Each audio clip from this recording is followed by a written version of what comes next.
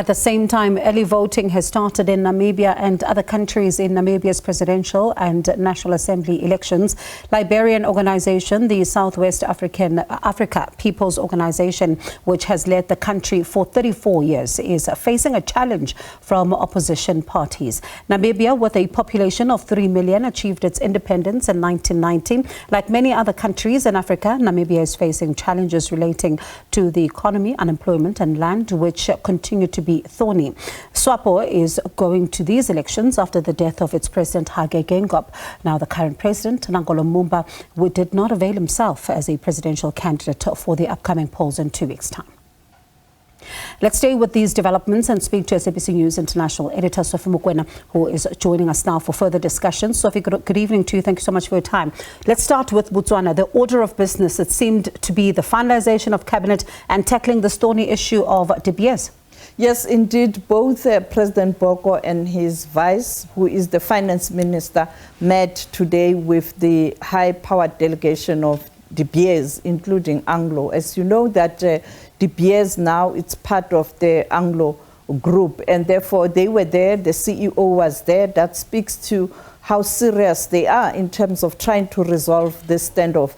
And I think you'd recall when I spoke to President Boko, he indicated that he would want to resolve this matter speedily. That would include the issue of South Africa, the exports in terms of fruits and vegetables to that country. And therefore, I think he's fully aware that the first order of business is to sort out the economy. And you have to solve all the problems. As you heard there, the CEO of Anglo saying that Botswana is the country that is known for its beautiful diamonds, and its economy rely on this sector. But when I spoke to President Boko, he indicated that they want to diversify because there's a challenge in terms of diamonds. You now have synthetic diamonds that have flooded the market, and therefore it's very difficult for them to be able to continue to be number one in terms of sales, and also saying that it can't be business as usual. This must benefit Botswana, and let's hope that they will be able to find one another to resolve this issue, because any country in the region that's flourishing economically, better for South Africa, because sometimes South Africa has to deal with all the challenges of countries that cannot look after their own citizens. And at the same time, we're looking ahead now to the SADC emergency meeting, which is coming up, and it will address the issues of regional importance, one of them, of course, being Botswana, as well as what is taking place in Mozambique. Well, Botswana, I think there's not much to discuss there because the elections were free and fair, and leadership is in place, the president is there. And the president of Botswana, when I spoke to him after the interview, he indicated that he will be at the summit in Harare. That will be his first appearance as a head of state of Botswana, and he will make his own contribution in terms of how to ensure that this region is peaceful and also prosperous. And I think Botswana, it's not a major issue. It's just to congratulate Botswana. The same with Mauritius. There was a smooth transition. And of course, they are looking forward to Namibia.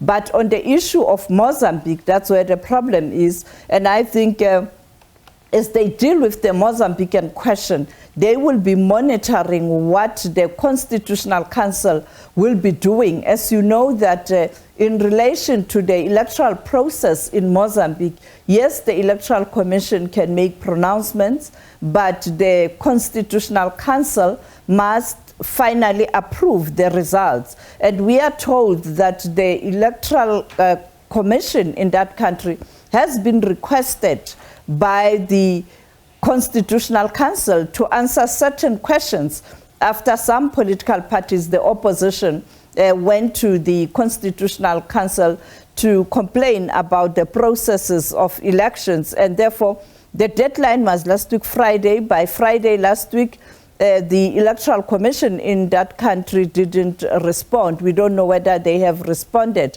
But on the ground, it's still tense. There are reports, unconfirmed reports, we are trying to verify that. It looks like even an official of the Electoral Commission in that country, in some state or in some region or province, was killed because of this whole tension. But we are still trying to verify the reports.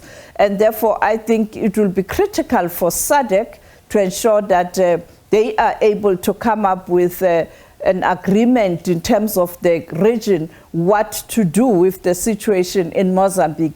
But I think the guidance will come from the Constitutional Council. You know that much as the region can intervene, but it cannot dictate to the local or national processes when coming to elections. They can advise, and therefore it is going to be a difficult one, and whether they'll find someone to mediate, and if so, who will that be in terms of the country. And as you heard South Africa indicating that we are neither the chair of the Troika organ on politics, defense and security, or incoming or outgoing.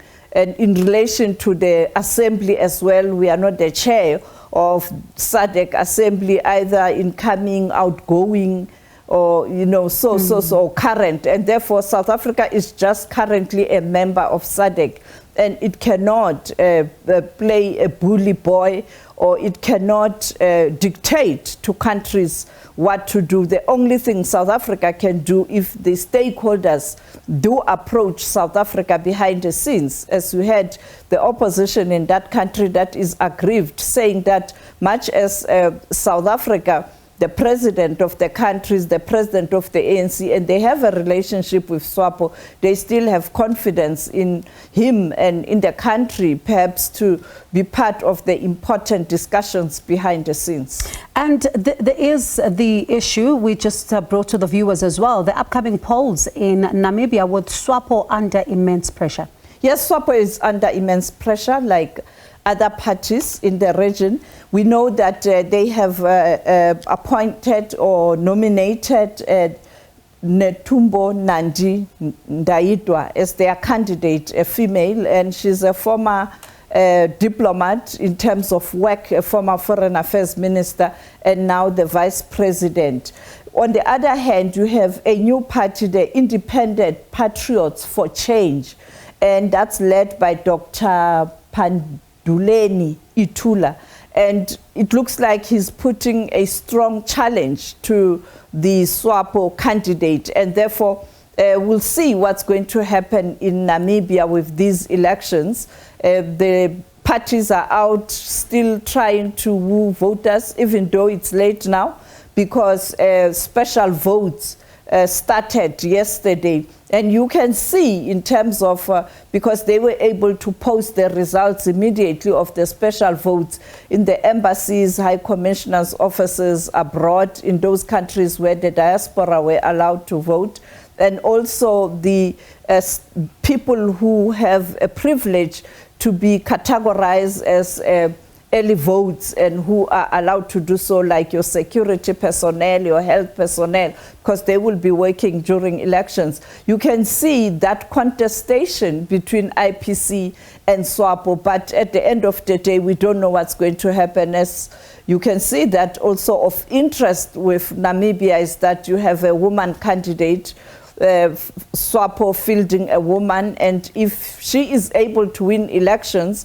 we will now have 2 female presidents on the continent, in the region. If they don't, it means we'll continue to have Tanzania. So there's a story here both ways, whichever the election goes. And also it's almost similar like Botswana, where whichever way it had gone, it was going to be a massive story. The same with Mozambique. Whichever way it goes, it's a massive story. So we'll continue to update our viewers. SABC guaranteed that you'll get balanced and very clear coverage of the elections in Mozambique. Trust the SABC.